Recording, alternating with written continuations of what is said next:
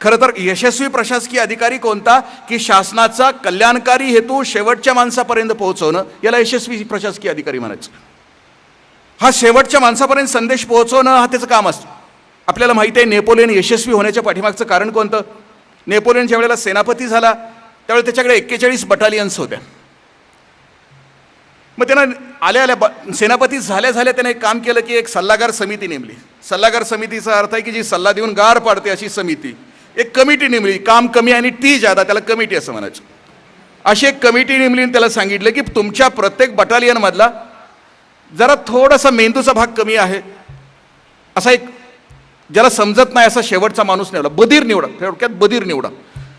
असे 41 बधीर निवडले आणि पुन्हा एक कमिटी नेमली की ह्या बधीरो का बादशाह निवडा.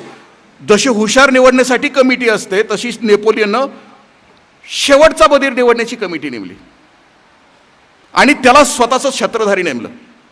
आणि स्वतःचं छत्रधारी नेमल्यानंतर तो GR तयार करायचा आणि तो GR त्याला वाचून दाखवायचा. त्याला विचारायचं की बाबा बरोबर आहे का हा GR. मग समजा रशियावर हल्ला करायचा आहे तर हल्ला करताना इथं नदी आहे, इथं टेकडी आहे, मग इथं खंदकं काढावी लागतील, हे सगळं त्या GR मध्ये लिहिलं जायचं. आणि त्या छत्रधारीला विचारलं जायचं की तुला समजलं का. तो नाही म्हटला की तो शब्द आणखीन बारीक केला जायचा, आणखीन सोपा केला जायचा, आणखीन सोपा केला जायचा.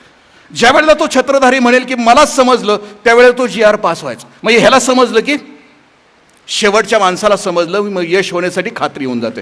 त्याचा अर्थ GRचा अर्थ तो आहे की आपल्या लक्षात शेवटपर्यंत लक्षात असलं पाहिजे की आम्ही शेवटच्या माणसासाठी काम करतो.